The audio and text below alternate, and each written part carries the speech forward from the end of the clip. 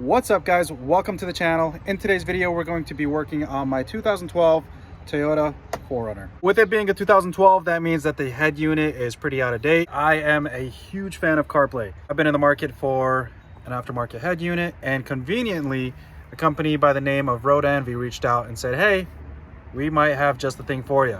All right, so in the box, we've got the head unit itself. Huge screen, by the way. Looks like we need to remove some of those vents as well as the hazard light button and transfer it over to this unit. We've got some paperwork, got some manuals, instructions. We've got some trim panel removal tools. Looks like we've got a whole bunch of hardware. We've got a microphone, 4G antenna, Wi-Fi antenna, a SIM card reader for if we want to add internet to our head unit.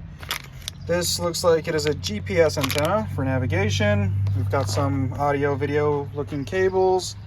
We've got some USB cables, and then we've got different harnesses depending on your model year, 4runner / features specific to your 4runner. So like if you have non-JBL versus JBL. So to get this head unit removed, we're going to start by moving these two trim panels. You should be able to just pull them off. There they are. You can take a pry tool to it if you want, but if you got some good grip on you, should be able to just pull these off.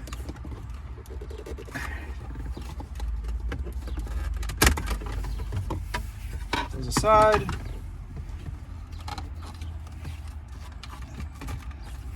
And then looks like the HVAC controls just pulls out as well, but don't yank it too hard. Just press on the tab, pull.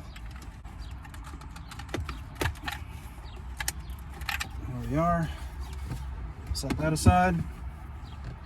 Now we've got 4 10mm bolts that we need to get out.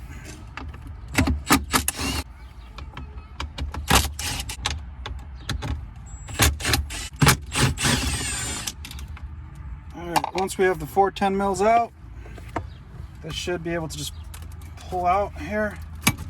Get this whole unit out. And then we've got some connectors in the back that we need to remove.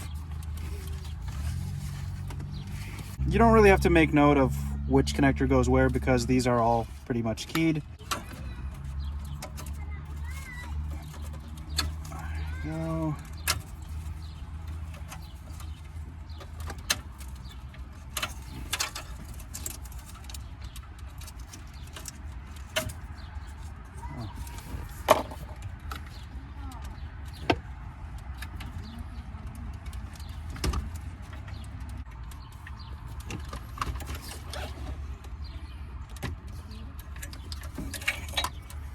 All right, once your connector's all removed, get the head unit out of the way. Just wanted to show you guys a quick side-by-side video of the old head unit and the new head unit. We've got some accessories that we will need to move over from this assembly over to this one. So we've got the vents and it looks like this plastic bezel. So to get that off, looks like we are going to remove some screws. We got that one, there's one down there, maybe one on this side, one down there, and then don't forget to move over this connector to this head unit. This is the connector for the hazard button. This is the back of the head unit. We've got 2 screws that hold up this plastic bezel. Already removed those. Close that off. And then for the vents, I already have this side off. This side, there's 2 screws holding this vent over here. Remove the top screw, bottom screw, and I'm in a controlled environment here, so if the screw falls, this rubber mat's going to catch it. So once you remove those screws, this little plastic trim on the front of the vent, it's going to come off. All right, I'll let the screws fall out. There's some tabs holding on the vent. You just kind of wiggle it out to get the vent out.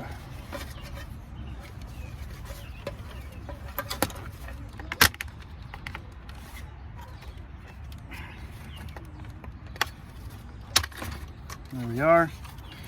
And just like that, we've got the vent out. Right now would probably be a good time to clean it out if you want. It's all covered in dust. And go ahead and shove this in place.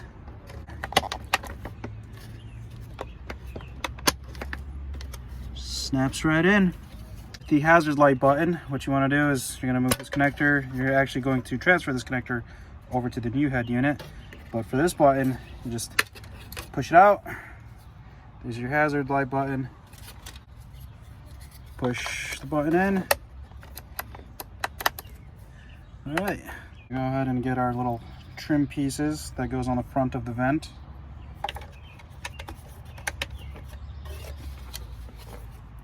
One right here and one right there. All right. We're going to take the screws and secure top and bottom on the back, top and bottom on the back. The screws that hold the vent to this plate are smaller than the screws that hold this top trim panel. So just to show you the difference in size, got small screw over here, big screw right there. Just holding on the other side while I feed the screw in and secure. All right, same thing on the other side.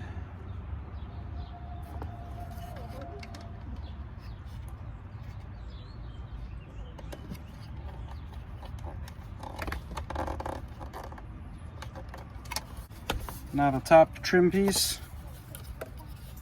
we've got 2 guide holes on each side. Just feed them in to the plastic pins and snap it in. I grab the 2 longer screws.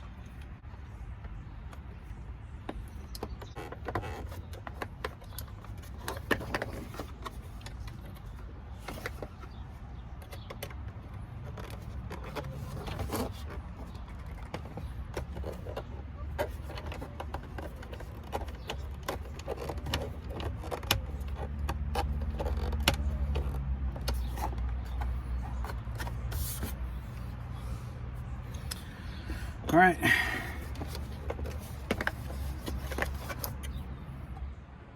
All right, so this part was a bit confusing, took some trial and error, but I think I got it figured out. I'm driving a 2012 4runner, which means that it'll fall in the category of the 2 above and not the 2 bottom, because the bottom ones start at 2014 and 2020. And if you look at that head unit, it doesn't match this head unit. Right, so you see what I mean, the screen. But if we go to 2014, that head unit seems to be matching my head unit pretty closely. Instead of going with the CB005 harness, I went ahead and used the CB004. Got the CB004 harness, and with that harness you will connect. So this is the main harness. You'll connect this black connector right here. You will connect all these. Looks like this is the main one, and then this one seems to be the backup camera, because if you follow these cables, right? If you follow these cables, you'll notice that one of them is a video out, and that is for your reverse camera. This one is going to be blank, and I believe this is for newer model 4runners that might have a front-facing camera.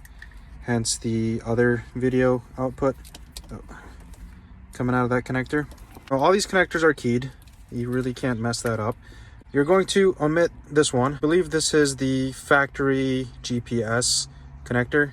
We won't need that anymore. Rodon V provides you a GPS antenna, and you can place this on your dash somewhere so that you have good exposure to satellites. You're going to connect your Wi-Fi. You know, if you're ever in an area where you have Wi-Fi, or your phone can provide you, personal hotspot, your Wi-Fi connector is there. This right here is a 4G antenna. There is a harness here to install a SIM card. I don't think I'm ever going to install that. Still gonna hold on to it though. The other thing I'm not going to install is the microphone, and the reason being is, if you look on the front of the head unit, there's a little symbol right there that says mic, and I already tested it out, called my brother, and he was able to hear me clearly. And then this is your radio antenna. This right here, if you follow that, it's got a whole bunch of audio, video cables. Audio, I'm pretty sure these were audio cables. I just matched it up. Aux in R and L, I'm guessing that stands for right and left. To the rear left, rear right. Right, seems to be working. Tested all the speakers. Didn't use this. There's a gray connector here. Not sure what that is. If you know what it is, go ahead and leave a comment down below. They did provide a USB converter that plugged directly to it. So I'm going to go ahead and plug it to one of the USB inlets. So another cool thing with this head unit is this brown connector takes you to this harness right here. Is a dual USB, right? So there's 2 USB connectors. There we go. And then the third one, which I have for the purple, I just went ahead and connected it to this gray USB with the converter. Not sure what it does, but hey, I've got 3 inputs for USB, so why not? Don't forget to plug in your hazard light connector to that one that we took off the other stereo. It works out for me. All right. Oh, don't want to forget that turn signal, or not the turn signal, the hazard light connector.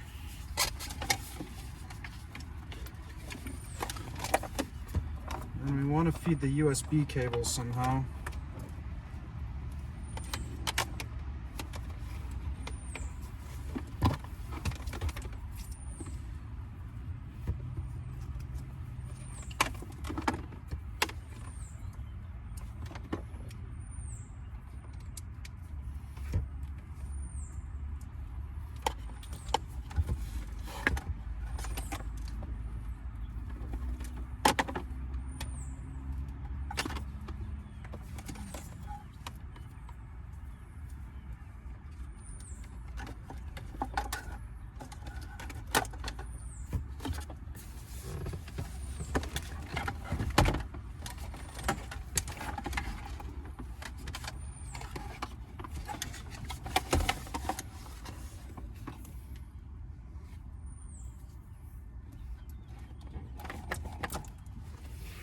So I'm gonna go ahead and start by getting the USB cable fed through.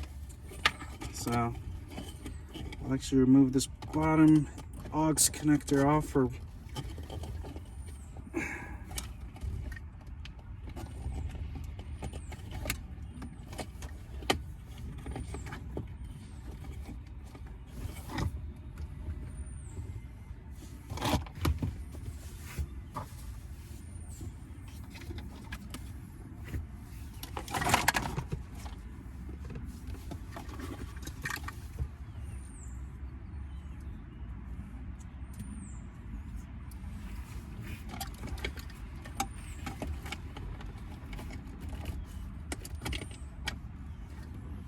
All right, so the first thing I'll do is I'll go ahead and remove the aux connection.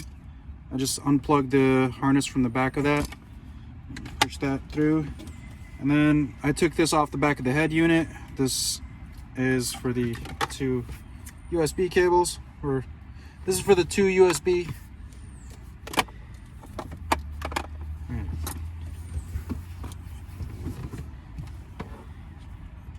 All right, so the first thing I'm going to do is I'm going to go ahead and remove the, so the first thing I'm going to do is pop out the aux connector, and then I just disconnected it from the back, and I'm just going to leave that aside. Now I have an empty pocket or hole right there. So I took the connector off from the back of the head unit. This is for the 2 USB plugs. I'm just going to feed it through here.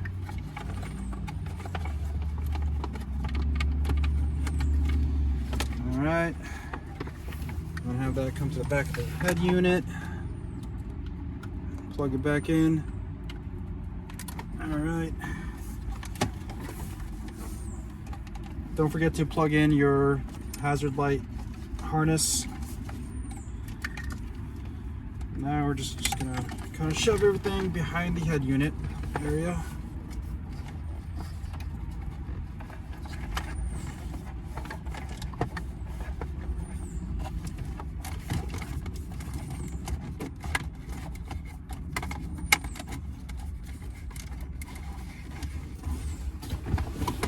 stay clear of the vents.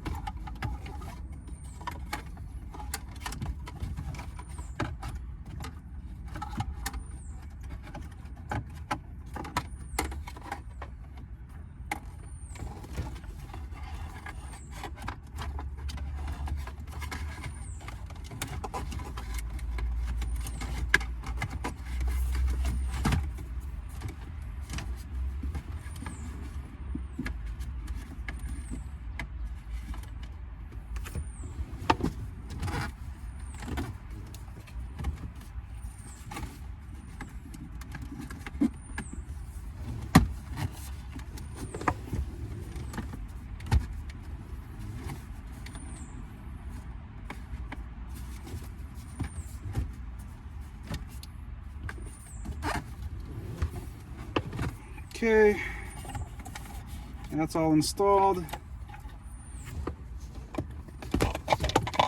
You can go ahead and test it out now by turning on the car, but I'm pretty confident that's gonna work. Before you put the bolts in, so we'll grab our 410 mils, put them back in place.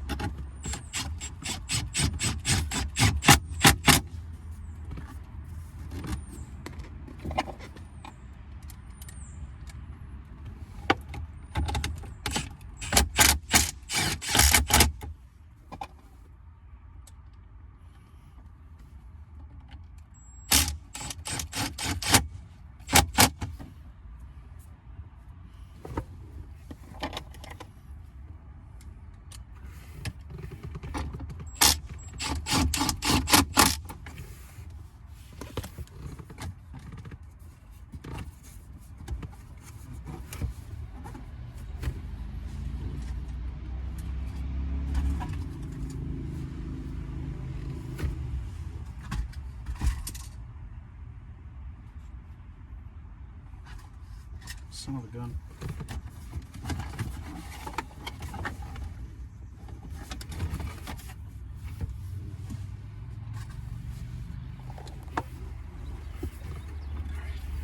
All right, so, okay. Now,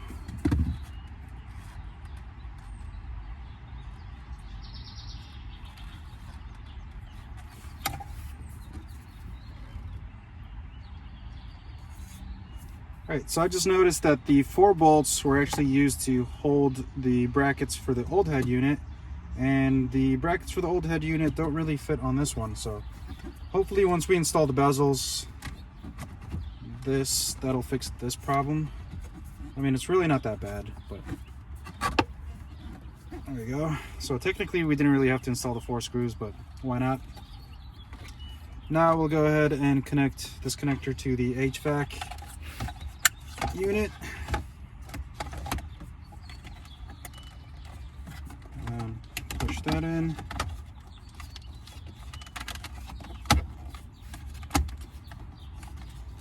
Okay. So hopefully it's more clear now where I ran the USB connectors. Now we'll install these bezels.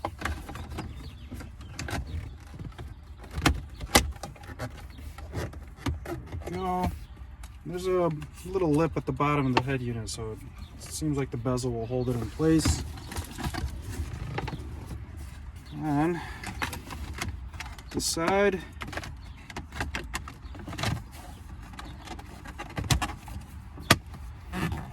Okay, and we're installed. Let's go ahead and turn on the car. All right, so far I've been messing with it for a few minutes here, and the first pet peeve that I have is this HVAC display showing up. I don't even have auto HVAC in this car, but it disappears after a few seconds, so it's really not that bad. We'll talk about integration of this unit to my vehicle. Everything works with it. The dimmer function works. It's not really that clear over camera, but you can kind of see it dim / get bright. Steering wheel controls work. So volume up, volume down, and then the next track. So it's all pretty good feedback from the buttons. Reverse, there we go. And mind you, this was a plug and play head unit. I didn't have to splice anything, so kudos to Road Envy for that one. Watch when I open the door. Look at that. Let's see if it works for the rear door. That is pretty freaking cool. As far as features, let's see, that's the GPS. There we go. As far as like the feedback from the screen, the touch screen, it's actually pretty darn good. You've got Google Chrome, you've got a whole bunch of apps. It's basically an Android device within your head unit. You know, obviously if I had Wi-Fi, I could connect to the Wi-Fi. If you have personal hotspot on your phone, you will have Wi-Fi. It's got wireless CarPlay, so I'm an iPhone person. It's got wireless CarPlay, wired CarPlay, screen mirroring, so if I wanted to mirror stuff off of my phone onto here, very capable of doing it, and you would just do it via the Z-Links app. It gets a little glitchy here and there, but it's really not that bad. I'm wondering how this will perform in the colder months when it's really cold out. It's got some cool apps here and there, and I'm pretty sure we could add additional apps to it. It's got input for more cameras if you want. So, you know, if you're an off-road enthusiast like I am and want to install like a front camera or something, it's got input for it. It's got a little app here to, ooh, what's that? That's cool. I just went ahead and held onto it. It's basically an Android device. Cool little app here for your car maintenance. Let's see, Google Play Store. Oh, there we go. There, you can add apps that way. You can add pictures to your gallery and use them as wallpapers.